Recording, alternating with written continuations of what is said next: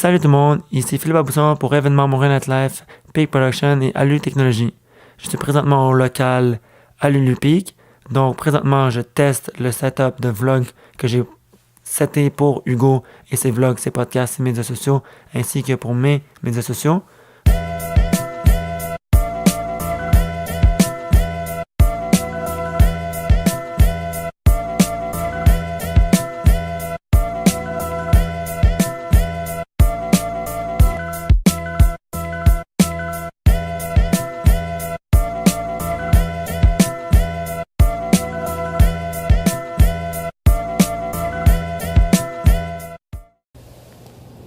Épisode 19 du Road to the IPO. Aujourd'hui, je suis dans un autre événement tech dans les bureaux du District 3. District 3, c'est un des incubateurs des startups à Montréal. Fait que le bureau est juste derrière moi, puis j'allais voir c'est quoi l'événement. C'est l'événement des FinTech. Allons-y.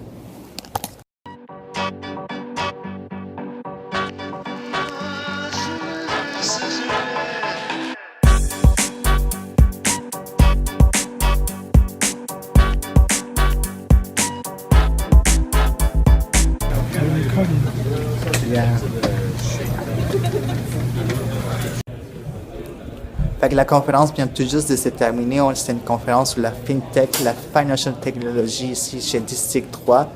Fait que vraiment, j'ai appris beaucoup de choses au niveau des finances. C'est quand même un secteur vraiment avec beaucoup de lois, beaucoup de règlements. Fait que c'est difficile de percer, mais si vous percez, si vous passez par ces lois-là, puis vous faites bien vos choses, puis vous installez la confiance dans vos utilisateurs avec votre application mobile, il y a un gros marché, il y a des grosses opportunités parce que les banques vont pas pouvoir vraiment changer de cap.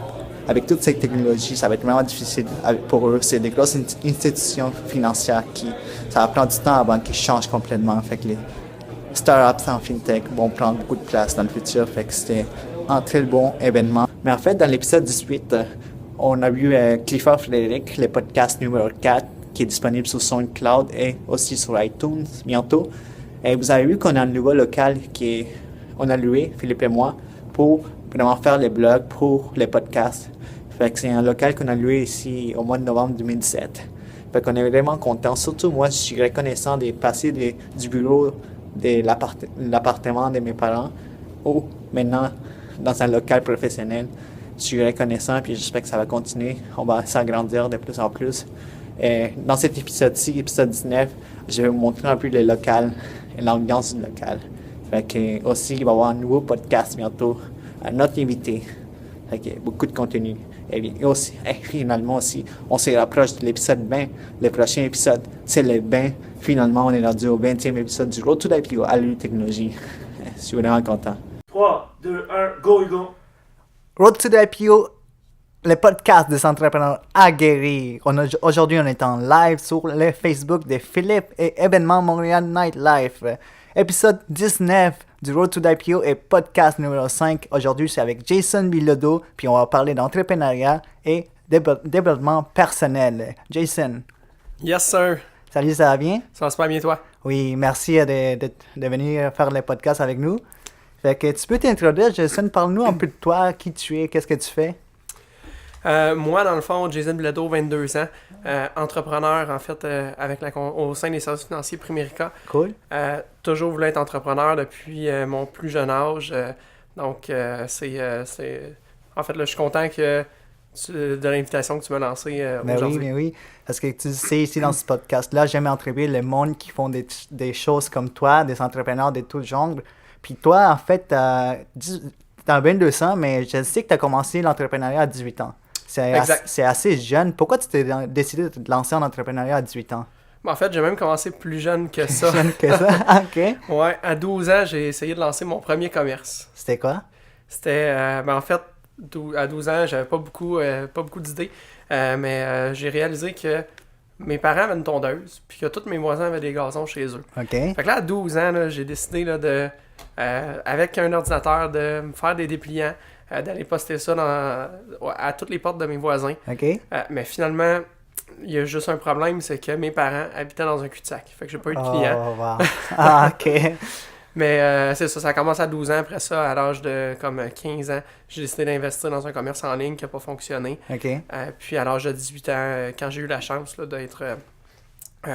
d'avoir en fait là, une présentation des services financiers Primerica, puis d'avoir aussi vu l'impact que ça a eu au niveau des finances de mes parents, OK. ben, c'est ce qui a fait que j'ai décidé de me lancer parce que j'avais déjà cette fibre-là à l'intérieur de moi. OK. Fait que parlons un peu de tes parents. Est-ce que tes parents, c'est des entrepreneurs et c'est ça qui t'a poussé vraiment à te lancer aussi? Ça t'a influencé en fait? Ça m'a influencé, je dirais oui et non, parce que même à l'âge de 12 ans, mes parents n'étaient pas entrepreneurs à ce moment-là. OK. Mon père, c'est un vitrier qui vient du domaine de la construction. OK. Ma mère, elle a été maman à la maison presque toute sa vie. Ensuite, elle a été acheteur à temps partiel dans le domaine de la construction aussi. OK. Mais par la suite, mes parents ont décidé, quand j'avais, je dirais, 15 ou 16 ans, ils ont décidé de commencer leur entreprise avec les services financiers Primerica. Puis, c'est sûr que ça m'a influencé dans un certain sens. Puis, compte tenu que j'ai toujours voulu être en affaires, à comme 15, 16, 17 ans, je suis allé m'asseoir avec le propriétaire de l'agence. Puis, j'ai dit, OK, parfait, qu'est-ce qu'il faut que je fasse si je veux débuter avec vous? OK. Puis, c'est là qu'il m'a fait un petit peu une présentation de qu'est-ce que Primerica faisait. Puis, j'ai trouvé ça tellement génial que je me suis dit, let's go, aussitôt que je peux joindre l'entreprise. OK. Par contre, comme le domaine financier, c'est un domaine qui est réglementé, Ouais. ça prenait 18 ans. Ça Donc, prenait j'ai 18 attendu ans. d'avoir 18 ans. La journée de mes 18 ans, j'ai fait mon accréditation avec l'entreprise. Puis maintenant, je t'envoie tourner ma succursale. Cool. Mais en fait, est-ce que ça a eu un gros impact financier quand tes parents ont décidé de se lancer avec les Primerica? Ça a changé, comme les deux étaient dans la construction un peu, puis ça a changé vraiment la donnée dans ta famille, en fait? L'impact a été majeur, juste avant même qu'ils se lancent avec Primerica, juste au niveau des services que Primerica leur a offert. OK. On parle de 350 000 de plus 350 que mes 000. parents vont avoir dans leur poche à la retraite. Oh, wow. Ça... Donc l'impact a été majeur, effectivement. OK.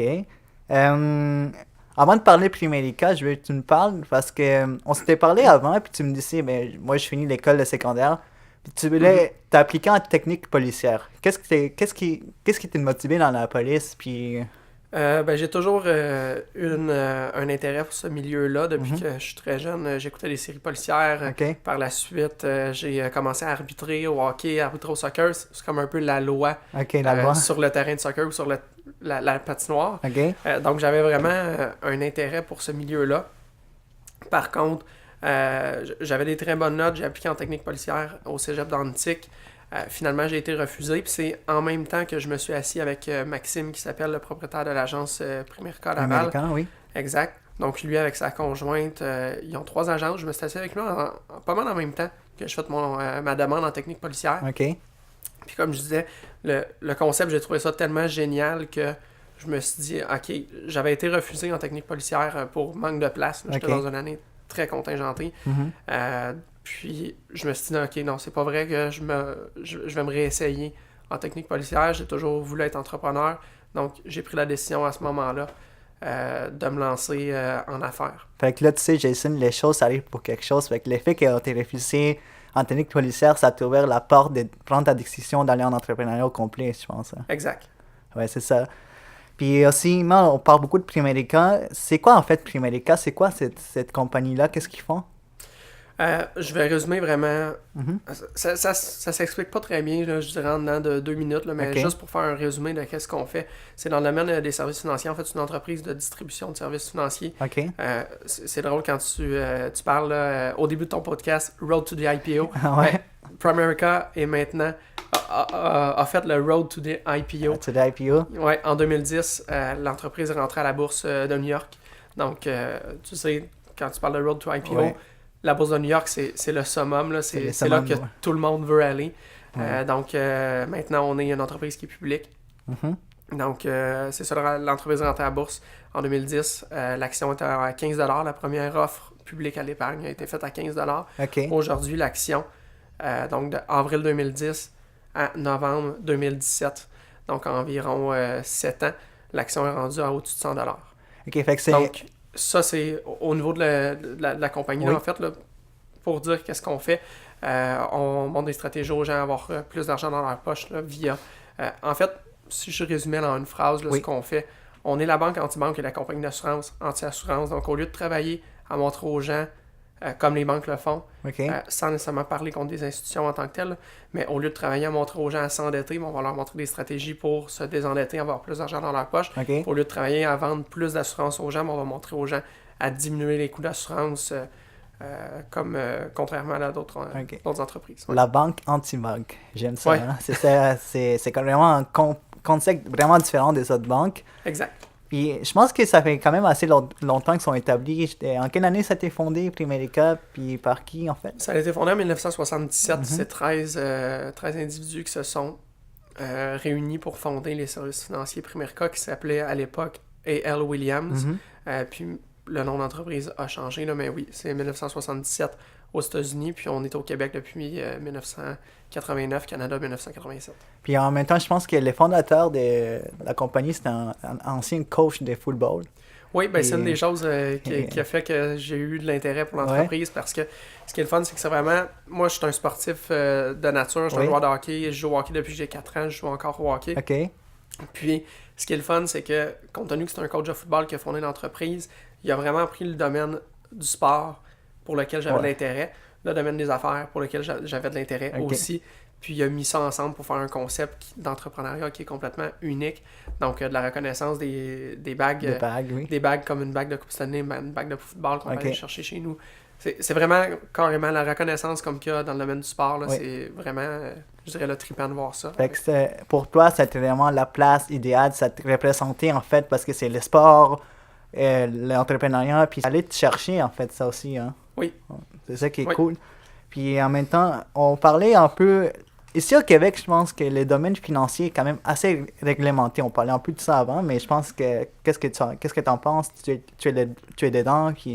Oui, ben c'est un domaine qui est effectivement extrêmement réglementé. Je dirais que c'est autant réglementé que le domaine de la santé, si c'est pas plus. Là. De la réglementation en finance, il y en a. Mais en même temps, c'est correct aussi parce que moi, je me dis en tant que consommateur, je voudrais pas faire affaire avec... confier toute ma richesse à quelqu'un que je ne sais pas trop s'il a été checké. Je veux vraiment que les choses soient bien faites. Donc oui, il y a beaucoup de réglementation, mais quand on fait les choses de façon conforme, il n'y a pas de problème. Au niveau de la réglementation, c'est juste du positif. Oui, puis je pense que Primerica sont vraiment dans les règles, il y a rien. C'est vraiment une compagnie établie aux États-Unis, puis je pense qu'ils sont en train de se développer de plus en plus au Québec. Puis c'est ça qui est une bonne chose. C'est quoi vraiment les données de Primerica? Combien de compagnies il y a de Primerica en fait?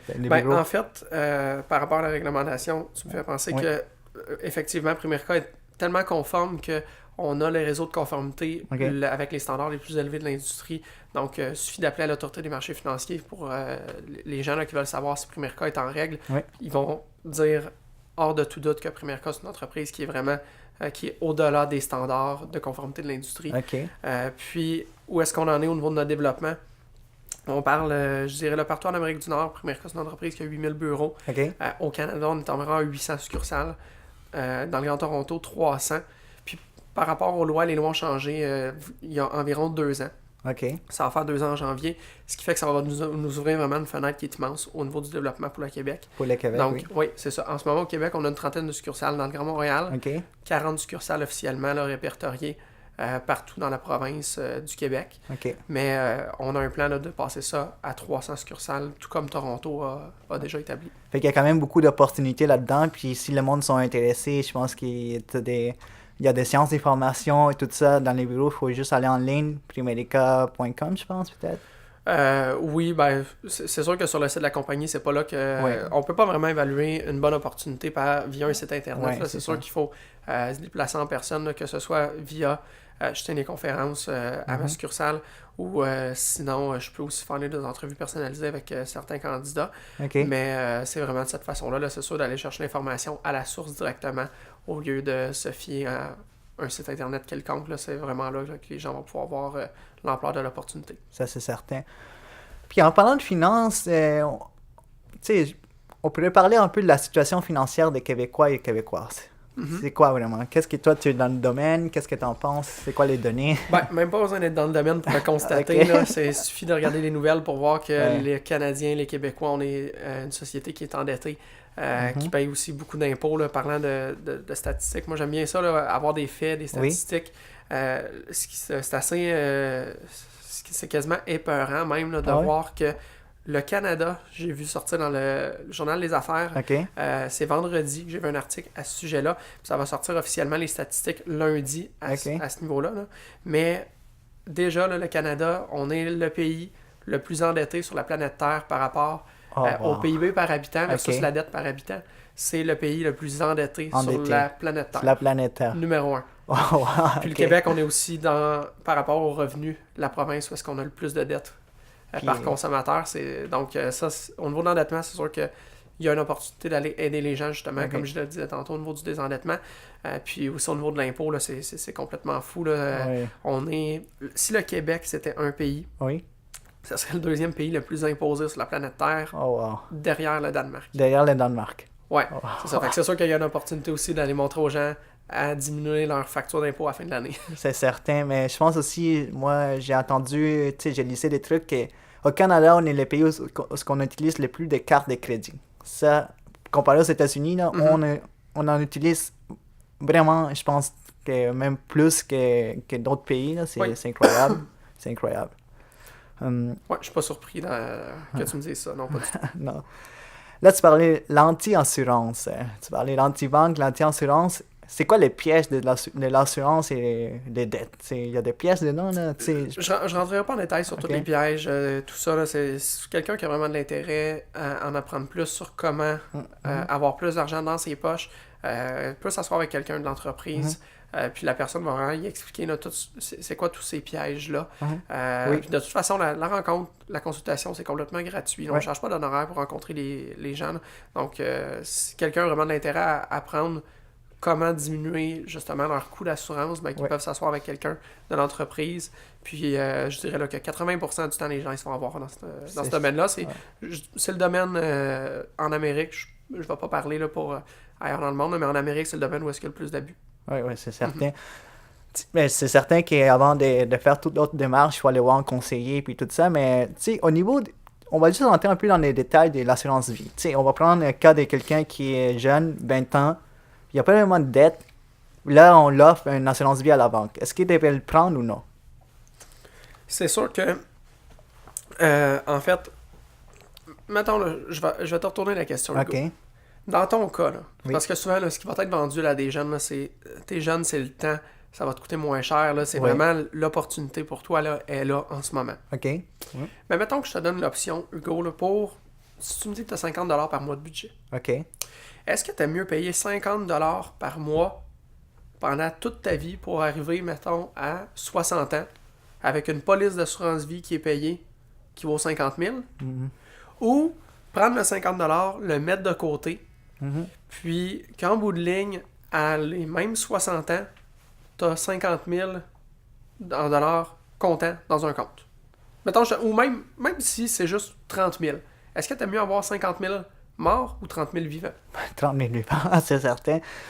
Donc, c'est ce qu'on montre aux gens, c'est de dire, regarde, tout le monde, leur objectif, c'est d'avoir de l'argent dans leur poche. Il n'y a pas personne là, qui tripe sur avoir des assurances. Puis l'erreur que beaucoup de gens vont faire à ce niveau-là, c'est de considérer l'assurance comme un investissement. L'assurance, c'est une dépense. Fait que juste, ça c'est le plus grand conseil là, que je pourrais donner là, aux gens, là, c'est vraiment de considérer l'assurance, que ce soit assurance auto, assurance habitation, assurance vie, assurance invalidité, assurance quoi que ce soit, là, c'est une dépense et non un investissement. Donc, en bout de ligne, c'est d'en prendre juste pour couvrir le minimum des besoins. Puis à la place, si tu veux vraiment avoir de l'argent pour toi, ben c'est ouvrir un compte uniquement pour tes investissements. C'est ça. Mais au lieu de mettre ça ensemble. Certain que l'assurance vie, c'est, comme tu dis, au décès, ça va aller plus à ta famille qu'à toi-même. Mais il y a des moments que peut-être toi, cet argent-là, tu en auras besoin dans ta vie, si tu tombes malade ou quelque chose de même. Fait que c'est... Dépendamment, si tu commences jeune, comme tu dis, tu payes moins, c'est moins cher pour le paiement mensuel, mais c'est vraiment à considérer. Il faut s'asseoir avec quelqu'un qui connaît ça, un conseiller, puis pour vraiment déterminer qu'est-ce qu'on a besoin en fait. Oui, exact. Ben, c'est la même chose avec les dettes. Souvent, on se fait vendre, quand tu parlais de carte de crédit tantôt, on se fait vendre l'idée quand on est jeune de dire, bon, ben parfait, t'es rendu à 18 ans, Hugo, là, ça va être le temps là, que tu te fasses un an. Puis même si tu as de l'argent de côté pour un char, là, non, achète-les pas content ton char, là, va t'endetter pour ton char, fais un prêt auto, là, comme ça, là, tu vas te faire un nom, tu vas être quelqu'un. Ouais. Mais en bout de ligne, là, encore, là, c'est le même principe qu'on disait tantôt, là, en bout de ligne, moi, là, personnellement, je sais pas pour les autres, là, mais moi, personnellement, là, j'aime mieux avoir 20 000 dans mon compte qu'avoir payé un char à 20 000 à crédit. Ouais, mais en fait, je voulais juste te corriger un peu, là. C'est pas vraiment un nom qu'on se fait, c'est un numéro. C'est ça notre code de crédit, là. Ah oui, c'est sûr. C'est, tu sais, on va te faire un nom, mais en fait, c'est quand ils vont regarder ça, mais t'es dans 600, 700, t'es pas en bon crédit. On est des numéros pour eux aussi. Puis comme tu dis, mais si t'as de l'argent pour t'acheter ton auto, achète-le. De toute façon, une auto, ça va se déprécier avec le temps. Exact. Tu vas juste t'endetter. C'est vraiment prendre des choix. Puis quand on te donne une carte de crédit, il faut pas oublier que c'est pas ton argent. C'est le monde, c'est mon argent. Puis là, j'ai 20 000 $ dans mon compte. Je dépense. Mais oublie pas, les intérêts, c'est cher. Puis... Ah oui, c'est sûr. Ben, mettons que je t'offre un placement garanti à du 20%, Hugo. Tu le prends-tu? Ça dépend pourquoi. Garanti, là. Je te signe un papier, là. Tu places de l'argent avec moi, là. Je te garantis un contrat là, qui dit que je te donne 20% de rendement sur ton argent. Ouais, pour 20%, oui. 20%, c'est sûr. Là. Ouais, c'est un gros rendement. Ouais, ben, la carte de crédit, c'est exactement ça pour la banque. Ah ouais, c'est ça. Pour la banque, la carte de crédit à 19,99%, ben, c'est un placement garanti pour la banque à 19,99%. Fait que c'est pour ça qu'ils nous vendent l'idée d'en prendre, parce que c'est payant pour eux. C'est payant pour eux, puis vraiment...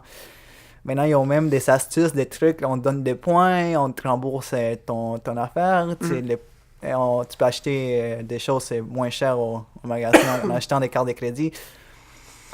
Je pense que c'est vraiment de se contrôler. Il faut juste pas oublier qu'à la fin, c'est pas ton argent, c'est l'argent qui est prêté, qu'on te donne en fait, puis il faut juste savoir les contrôler. Ah oui, ben c'est sûr. Je résumerais ça en une phrase. Ça va toujours coûter moins cher de planifier que de financer. Ouais. Toujours. Puis en parlant de ça, je pense que c'est une question aussi d'éducation financière.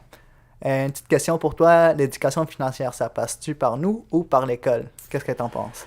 Ben, c'est sûr que je vais revenir à quelque chose que j'ai déjà entendu, là, c'est qu'il y a 3 types d'éducation qu'on va pouvoir aller chercher dans une vie. En fait, là, il y a 3 types d'éducation. Le premier type d'éducation, en fait, c'est l'éducation académique. OK, académique. Ça va passer par l'école. Là. C'est sûr que tu peux pas... tu peux pas l'apprendre nulle part ailleurs que par l'école. Donc ça, l'éducation académique, c'est correct. Il faut aller le chercher. Là. On parle d'entrepreneuriat. Oui, il y a beaucoup d'entrepreneurs qui ont lâché l'école, mais c'est quand même important là, d'aller chercher un certain niveau de connaissance.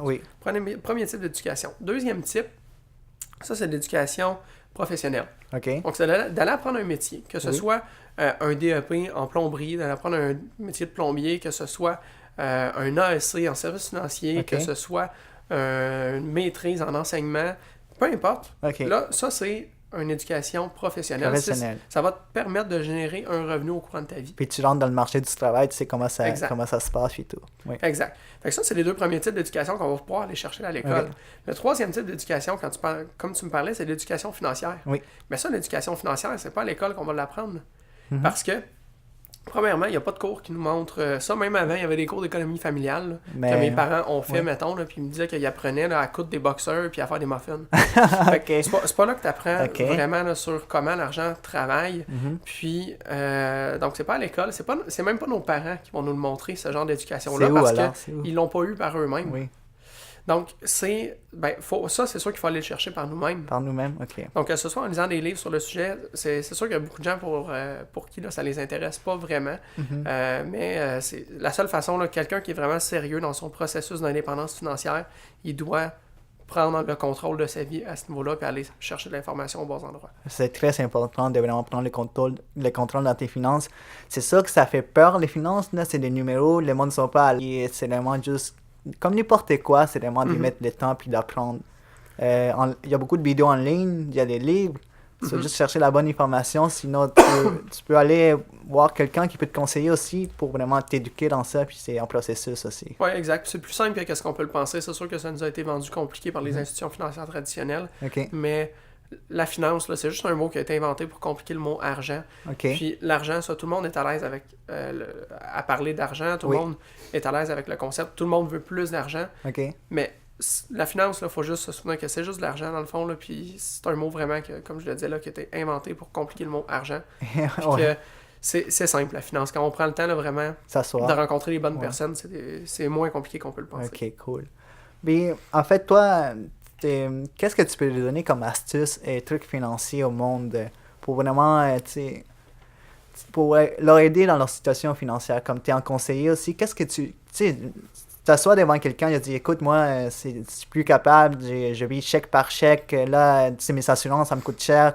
C'est quoi la première étape qu'il doit faire? C'est quoi qu'il doit faire cette personne-là? Tu sais?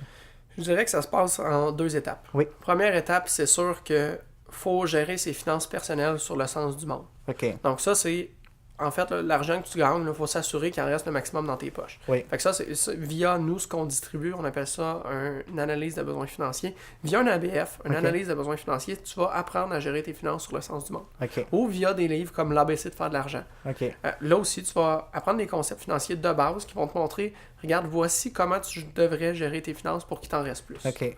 Mais à la deuxième étape, là, le problème de beaucoup de gens, là, c'est pas nécessairement que les gens ils dépensent trop leur argent. OK. Le problème de la majorité de la population, c'est qu'ils en gagnent pas assez. Il en gagne pas assez, c'est vrai. Donc, j'ai bien beau te montrer, là, tu sais, honnêtement, là, si je te montre, tu parlais d'assurance, là. Mettons, là, tu payes 100$ par mois d'assurance vie, puis je te montre en payer 50. OK. C'est sûr que tu es content, Oui. mais je viens pas te changer ta vie à jamais. Là. Non. Tu sais, 50$ par mois dans tes poches, c'est le fun, là, mais ta situation financière est pas virée bout pour bout. Oui, puis là, tu me dis, c'était $100, là, tu mets à 50. Mais qu'est-ce que tu fais avec les autres $50? C'est ça la différence. Qu'est-ce que tu vas faire avec ces $50 qui te restent, que tu vas voir? Ça change pas, là, mais tu as comme $50, est-ce que tu vas le dépenser? Qu'est-ce que tu C'est ça l'important. Ça, le 50$, ce qui est le plus important à faire, c'est un concept que tous les gens qui sont devenus indépendants financièrement prônent, c'est le concept de se payer en premier. Oui. Donc, c'est de prendre cet argent-là et de la mettre de côté parce que de toute façon, l'argent sortait de tes poches. Fait que c'est la même chose sur quelqu'un qui me dit là, on est la fin de semaine du Black Friday. Ouais. là, le monde, là, sont en feu, là, sont contents. Ouais. Tout le monde triple. Là, OK. parce que, yes, j'ai sauvé 100$ sur ma TV. Ah ouais. Je viens d'économiser 100$. Mais non, tu l'as pas. T'as pas économisé 100$. Si t'as Non. payé ta TV 300 au lieu de 400, t'as pas économisé 100$. Non. T'as dépensé 300. Oui, t'as dépensé 300. T'as vraiment économisé le 100$ si tu comptais déjà t'acheter une TV à 400. Ouais. Puis que là, tu as vu que c'était le Black Friday, tu l'as acheté à 300, mais le 100$ de différence, tu l'as mis de côté. Ouais, c'est là, ça. tu l'as économisé. Oui. Ben, c'est de faire ça avec toute notre situation. Tu sais, tout le monde a des téléphones cellulaires aujourd'hui. OK. Mettons, j'ai mon cellulaire ici, je paye 100$ par mois avec une compagnie de téléphone, puis je vois qu'avec une autre compagnie, je peux payer 70$. OK. Ben, ce que je vais faire avec le 30$, c'est que je vais le mettre de côté, parce que cet argent-là sortait déjà de mes poches. Oui, c'est ça. Donc, c'est de faire ça avec tous ces paiements, de s'assurer qu'on diminue vraiment nos paiements au minimum, mais que la différence, ben, on se paye en premier, là, puis qu'on ne va pas juste s'acheter d'autres gadgets avec cet argent-là. Mais c'est ça, c'est très important, pour les cas du cellulaire, c'est $30, qu'est-ce que tu fais avec? Qu'est-ce que tu fais avec? Tu te payes en premier, mais la plupart du monde, bon, j'ai $30 de plus, je vais m'acheter quelque chose. C'est ça qui est dur, man. C'est ça qui est l'habitude qu'on a Oui. On a un peu plus d'argent, puis là on en dépense, puis on se rend compte qu'à la fin, c'est pas le gouvernement qui va prendre soin de toi à la fin de ta vie. Ils vont te donner quelque chose, mais ça va pas être assez. C'est toi-même, c'est ta responsabilité. Exact. Tu sais, comme que je disais tantôt, je disais que mes parents, on va avoir 350 000 de plus à leur retraite. Oui. Mais c'est parce qu'ils ont appliqué ce concept-là au niveau de leur situation. Au niveau de leur dette, ils ont sauvé 1200$ par mois au niveau du paiement de leur dette. Mais si le 1200, ils partent, puis qu'ils vont s'acheter un spa, qu'ils vont s'acheter un bateau, parce que là, on a 1200 de plus de lousse, yes, on a du fun. OK. Ben, finalement, ils ont réengagé le 1200, on n'a pas amélioré leur situation. Ouais. Fait que, mais eux, ce qu'ils ont fait avec l'argent, c'est que justement, ils en ont pris une bonne partie pour la mettre de côté, puis c'est ce qui fait qu'en bout de ligne, on parle au-dessus de 350 000 qu'ils vont avoir en économie là, supplémentaire. Oui. Fait qu'une des meilleures astuces, c'est vraiment de se payer en premier, vraiment prendre le temps de... Tu sais, tu payes tes factures, man. Prends le temps de te payer à toi-même, puis c'est certain que tu vas avoir de l'argent pour payer tes factures. C'est soit ça, économise plus, tu sais, dépense moins, ou chercher un autre travail pour avoir plus de revenus. Oui, mais par contre, c'est ça. Là, on parle de la portion augmenter les revenus. Ouais, là, ce qui arrive, c'est que si tu vas te chercher un autre job, Ouais. on le disait tantôt, exact. Le Québec, c'est le deuxième endroit dans le monde où est-ce que tu payes le plus d'impôts. Fait que c'est sûr que si tu vas te chercher une deuxième job, mettons, parce que souvent, une deuxième job, tu vas pas chercher une job à 30$ comme deuxième job. Là, c'est peut-être un 14$ de l'heure. Ouais. Ben, faut que tu dises que sur ton 14$ de l'heure, finalement, tu en as une 7 au gouvernement. Ouais, OK. Fait que ta deuxième job est à 7$ de l'heure. Wow. Fait que la meilleure façon d'aller augmenter ses revenus, c'est via l'entrepreneuriat. OK. Puis justement, on est là-dedans, on tombe vraiment là-dedans. On s'était déjà parlé, puis à un moment donné, tu m'as dit, là, t'as 2200. Oui. Et un de tes objectifs, tu as dit, à 30 ans, tu vas être millionnaire. Exact. Comment tu vas te rendre dans ces plateaux, être millionnaire? Ben, la façon, en fait, d'être millionnaire, Ouais. c'est, tu sais, que ce soit millionnaire, que ce soit, peu importe l'objectif que tu vas atteindre, moi, je veux bâtir quelque chose de durable. OK. Parce que je pourrais, tu sais, j'ai vu une histoire à un moment donné, un Floridien, OK. lui, il voulait être millionnaire. Fait que qu'est-ce qu'il a fait? Il habitait pas loin des terrains de golf. OK. Fait qu'il s'est acheté un suit de scuba diving. OK. Puis il est allé plonger dans les lacs de tous les terrains de golf la nuit. Il ramassait toutes les balles de golf. Les balles de golf. C'est des balles qui sont encore très bonnes. Là. Fait Ouais. que après ça, il a revendu toutes ces balles-là. Là, puis finalement, il s'est fait son premier million là, en vendant des balles de golf en plongeant dans le fond du lac. Ah, vraiment, il faut trouver. Il y a plein de manières de faire de l'argent. C'est très créatif. Créatif, sauf que ouais. son million, s'il veut faire un deuxième million, Wow. faut qu'il retourne plonger autant que la première fois pour aller faire son deuxième Et million. même plus. Et même plus, parce que là, il a tout siphonné le fond du lac. Là. Il n'y en a plus de balles. Là. Fait que là, il faut qu'il trouve d'autres lacs. Puis là, il faut considérer ton temps. Fait que ça, tu sais, ça va passer versus... Mettons, je garde avec l'exemple de cette personne-là. Mettons qu'il revendait ses balles de golf, OK. on va dire 2$ chacune. OK. Mais s'il avait vraiment voulu développer quelque chose de durable, OK. ben, il se serait dit, je vais engager des plongeurs. OK. Les plongeurs, là, je vais les payer, admettons, 1,25$ pour chaque balle qu'ils ramassent. OK. Puis moi, je vais faire 75 sous. Ouais. Ouais. Là, OK, peut-être qu'il n'aurait pas fait son million en 1 an. Ben, ou peu importe. Là, il aurait peut-être pris 2 fois plus longtemps OK. avant de faire son million. Oui. Mais un coup qu'il aurait fait son million, il y a une flotte, si on veut, Ouais. de 15 plongeurs qui travaillent pour lui. OK. Il aurait continué de le faire son million. Il l'aurait refait une autre année suivante. Parce que les plongeurs, qu'est-ce qu'ils veulent faire, eux autres? Ils veulent faire toujours plus d'argent. Ben oui, Fait qu'ils vont continuer à aller plonger. c'est ça, certains. Fait que c'est exactement comme ça que je vois ça avec Primerica aussi. Tout passe par ton réseau de distribution. Peu Ok. importe ton domaine de ton entreprise, il y a un dicton, si on veut, Oui. en anglais qui dit « Your network is your net worth OK, c'est C'est exactement ton ça. réseau de contact qui est qui donne Ben, ton exact. argent. Ouais. Si on parle de réseau de distribution, Ouais. quelle franchise a le plus gros réseau de distribution en Amérique, selon toi? McDonald's. McDonald's. Ouais. Puis quelle franchise a le plus généré le plus de profit, le plus de revenus?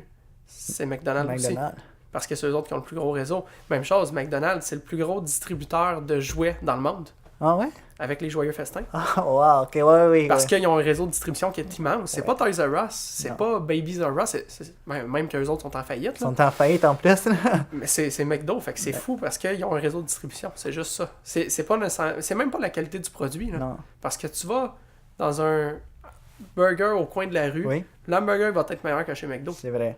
Mais des McDo, il y en a partout. Tu sais, T-Well patate, il n'y en a pas partout. C'est omniprésent en fait, McDonald's. C'est partout. Là. Exact. Fait que tout va passer par le réseau. Check. Là, toi, tu parles que vraiment, toi, tu veux bâtir, tu vas avoir des employés, puis c'est comme ça que, en faisant ça, tu penses que tu vas pouvoir te rendre à 30 ans millionnaire. Tu sais, il va y avoir d'autres choses aussi, d'autres choses que tu dois faire, mais je pense que c'est dans ce sens-là que toi, tu veux... Ah oui, c'est sûr. Ouais. Parfait. Puis là, en fait, l'entrepreneuriat, une question importante. L'entrepreneuriat en mode de vie, Mhm. c'est-tu vrai? C'est pas juste un entrepreneuriat au travail, puis c'est fini. Non. C'est-tu plus que ça, l'entrepreneuriat? Moi, ben, comme tu disais plus que ça, je suis convaincu là, que l'entrepreneuriat, c'est. Faut pas être workaholic. Ouais. Puis ça, il y a beaucoup de gens qui tombent dans ce piège-là, mais en bout de ligne, souvent, là, tu bâtis une entreprise Mhm. pour. Souvent, là, les gens, là, moi, je suis convaincu qu'il y a plus de bons dans chaque individu qu'il y a de mauvais. Ouais. Puis souvent, les gens qui sont en affaires, là, c'est même pas pour eux. C'est pour leurs enfants, Oui. c'est pour leurs femmes, c'est Oui. pour leurs parents, Oui. parce qu'ils veulent en donner plus à C'est leur vrai. entourage. Oui. Mais en bout de ligne, si tu fais juste travailler comme un malade, puis que tu t'accordes pas de temps d'importance à ces gens-là, Ouais, tu vas le ben, perdre. en bout de ligne, tu vas les perdre, puis tu vas avoir Mhm. travaillé pour rien. C'est vrai. Fait que c'est effectivement, c'est un mode de vie, puis c'est de setter des priorités, puis une erreur que j'ai fait quand j'ai commencé, Oui. c'est que j'étais jamais à l'endroit présent à 100%. OK. Donc, ça veut dire que quand je travaillais pour ma business, Oui. je pensais, ok, ouais, là, faudrait peut-être que j'aille voir mes grands-parents. Il y a ma blonde aussi, Oui, que oui. faudrait que j'aille voir, il y a ci, il y a ça. Puis quand que j'étais avec ma blonde, Oui. Je me disais, ah là, je devrais peut-être travailler, je devrais peut-être faire des appels, faire de la prospection. Ah, ouais. Fait que j'étais jamais à Ok. 100% avec la personne avec qui j'étais. Oui. Ça, c'est une erreur que je trouve là, qui est vraiment importante pour ceux qui ont ce problème-là. C'est important de régler ça vraiment le plus rapidement suite, possible ouais. parce que ça va te créer des problèmes sur le long terme. Parce que t'es jamais là, puis en fait, tu sais, les monde avec qui tu vas être, ils vont se rendre compte à un moment donné. Oui. T'es jamais là. T'es là, mais t'es pas là, tu m'écoutes pas. Puis quand tu vas être au travail, tu vas pas performer comme il faut. Exact. Puis comme tu le dis, le monde, c'est vrai, plein de personnes ont beaucoup de raisons de se partir en affaires. Tu sais. Il y en a qui vont le faire pour d'autres personnes, il y en a qui vont le faire pour eux-mêmes, mais à la fin, personnellement, moi, c'est une question de liberté. Je vais arriver là, puis je vais être une meilleure personne de ce que je suis en ce moment. Puis c'est une question de liberté. Puis ta famille est importante, man. À la fin, tu peux faire l'argent que tu veux, tu peux avoir la meilleure entreprise, puis tu peux être un homme malheureux, puis ça c'est... Oui.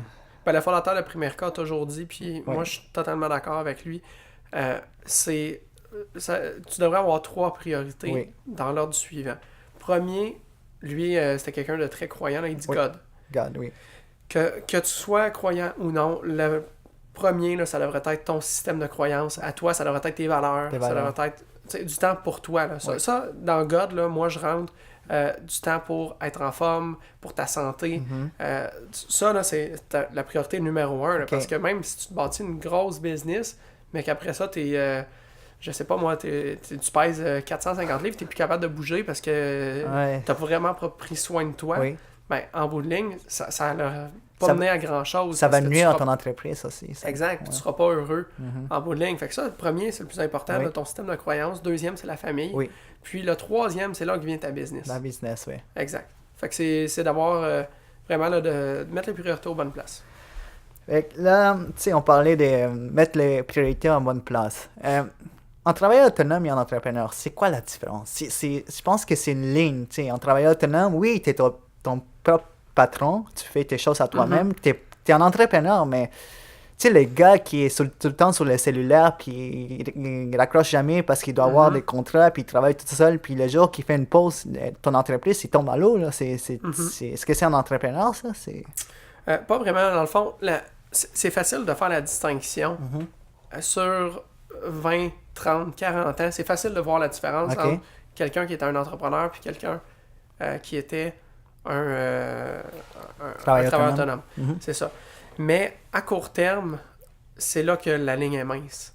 Parce que, comme je le disais tantôt, quand je disais que toute la force va se passer à travers ton réseau de distribution, ben, c'est exactement ça. Parce qu'en bout de ligne, à moins que tu aies eu un héritage, que tu aies gagné à la loterie ou que tu aies vraiment des moyens financiers qui soient vraiment considérables, l'entrepreneuriat va commencer par travailleur autonome parce que la différence entre un travailleur autonome puis un entrepreneur passe par le système. Le système. Un travailleur autonome, il n'y a pas de système. Un entrepreneur, il y a un système qui est bâti, qui est là. Fait que, à moins que tu aies, comme je disais, que tu aies beaucoup d'argent, tu peux acheter un système. Puis là, c'est correct, tu vas être un entrepreneur du jour au lendemain. Mais sinon, tous les entrepreneurs vont se lancer comme travailleurs autonomes au départ. Puis c'est là qu'il faut faire attention à travailler vraiment sur la force de distribution en tant que travailleur autonome et non sur... Tu sais, souvent, là, tu vois ça d'un travailleur autonome, là, il se dit le travail n'est jamais mieux fait que par soi-même. Wow, ça c'est ton ego qui rentre dedans. Là, ça c'est vraiment travailleur autonome à 100%. Si tu n'es pas capable de déléguer à d'autres personnes puis de faire confiance à d'autres personnes dans ton travail, là tu es un travailleur autonome et non un entrepreneur. Tu sais, aussi, des fois, il y a des gens qui se pensent entrepreneurs, mais qui ne le sont pas. Admettons, tu sais, tantôt, t'es arrêté chez Tim Hortons. Ben, on va comparer dans le même domaine. Là, il y a, mettons, là, le propriétaire d'un petit café italien, boulangerie au coin de la rue. Lui, il vend du café, comme Tim Hortons. Il fait des beignes, comme Tim Hortons, des muffins, des croissants, tout ça comme Tim Hortons. Sauf que lui, là, le propriétaire au coin de la rue, là, c'est lui qui rentre à 5 h le matin. C'est lui qui fait son café, qui fait ses beignes, qui fait sa pâte, tout ça, là, à 5 h le matin, il est là tous les matins. C'est sa responsabilité. 5, 6, 7 jours sur 7, là, il est là. Mais lui, d'après toi, est-ce qu'il peut partir pendant 2 mois dans le sud? Non, au moins qu'il fasse beaucoup de recruter une certaine... Mais dans cette situation-là, Non, est-ce qu'il peut? Il peut pas. Il peut pas parce que le système dépend de lui. Fait que oui, au fin de l'impôt, il y a un commerce, il y a une entreprise, tout ça. Mais entre toi et moi, c'est pas un entrepreneur ce gars-là, parce que il peut pas. Il est pris dans son système, il s'est acheté une job. En fait, il a laissé les travail prendre les dessus. Il a laissé la business prendre les dessus sur lui, tu sais. Exact. Parce qu'un entrepreneur, on doit prendre les contrôles sur sa business et pas le contraire. Pas la business, ton entreprise ne peut pas te prendre en contrôle. Sinon, tu n'es plus un entrepreneur. C'est toi qui dois prendre le contrôle de gérer ça. Quand moi je parle à des travailleurs autonomes, pourquoi tu t'es décidé de te lancer en affaires? Moi, je voulais être mon propre patron, je voulais pas mon boss. Comme il y a une question j'ai une sensation que le monde n'aime pas le monde. Ils disent non, moi je veux pas mon patron, je vais faire ça tout seul. Mais étant entrepreneur, il faut que tu fasses une connexion avec le monde. Tout est relié avec le monde. Puis tu vas juste être ton propre patron, c'est difficile. Parce que l'entrepreneuriat, c'est le monde. C'est le monde. Puis je suis sûr que si tu demandes à ce commerçant-là qui distribue son café et ses beignes, pourquoi il s'est pas ouvert un Tim Hortons à la place, probablement qu'il va te dire que les produits de Tim Hortons, c'est pas de la qualité. Ouais. Parce que là, lui, il est dans la même mentalité que le travail n'est jamais mieux fait que par soi-même. Fait que lui, il fait du meilleur café que Tim Hortons et des meilleurs croissants que Tim Hortons. Fait que c'est pour ça qu'il a fait ça. Mais le propriétaire de Tim Hortons, il a ouvert un Tim Hortons, après ça, il en a ouvert 2, puis 3, puis 5. Ben, lui, c'est un entrepreneur. Parce que lui, même si, OK, il n'a peut-être pas nécessairement le meilleur produit sur le marché, mais ce gars-là, il a 5 Tim Hortons, il y a un système de caméra dans ces Tim Hortons, il peut être dans un safari en Afrique, là, puis il regarde son téléphone, hey, regarde ça, il y a un employé qui prend un verre que je voulais pas, je vais lui envoyer un texto, puis hey, prends pas ces verres-là, prends les autres verres si tu veux te prendre un verre d'eau. Pas juste la caméra, il va aller dans son compte de banque, puis l'argent qui rentre. Même s'il va pas sur ses caméras, l'argent va continuer de rentrer pareil.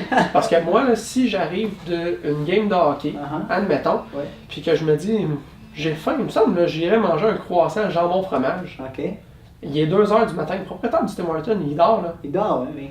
Ben, il fait de l'argent pareil sur mon croissant jambon-fromage. C'est vrai, ça c'est certain. C'est ça le but, en fait, vraiment qui est... Exact. Fait que c'est ça, c'est de se concentrer sur bâtir une force de distribution. Force de distribution. Puis pour se bâtir cette force de distribution, je pense qu'il faut prendre des bonnes habitudes. Si on parlait de sport, tout ça, des bonnes habitudes, une bonne routine du matin. Est-ce que toi, en tant qu'entrepreneur, as-tu une routine du matin? C'est quoi tes bonnes habitudes pour vraiment te lancer dans ta journée? Puis, c'est vraiment un long processus de bâtir une entreprise. Personnellement, c'est quoi tes bonnes habitudes?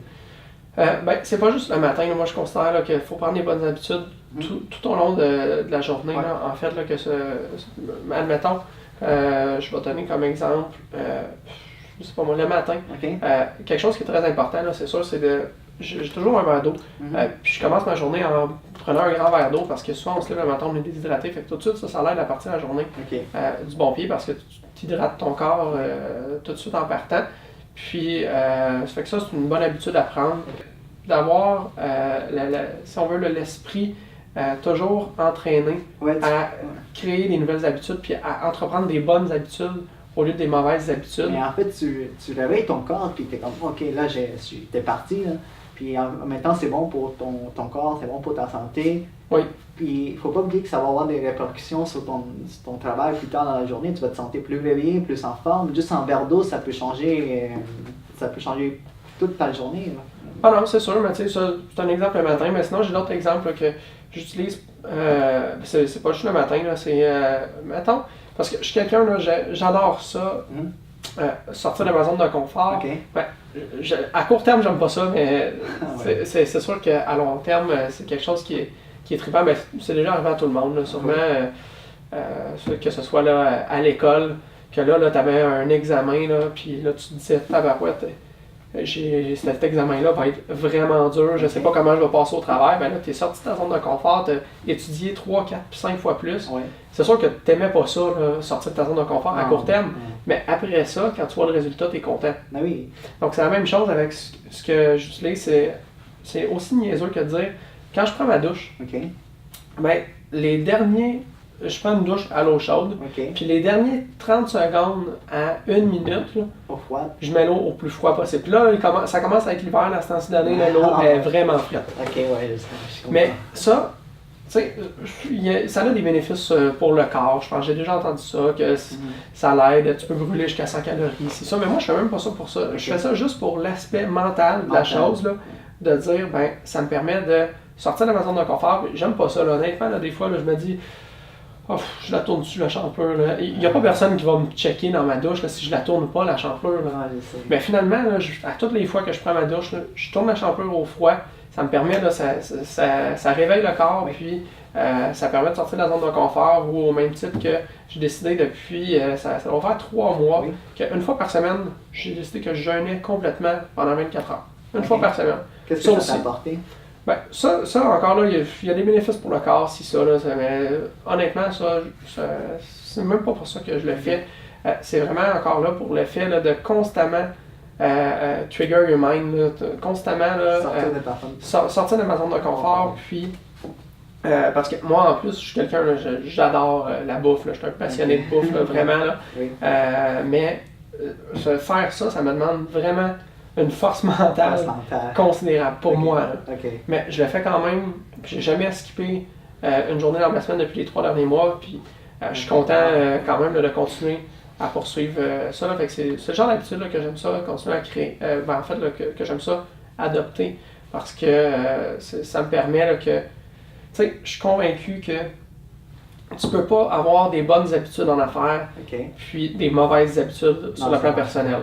Ça marche pas, là, tu sais, c'est comme si tu es sur le FM d'un bar puis le AM de l'autre, sur le poste de la radio, là, ça marche pas, ça se connecte pas ensemble. Là.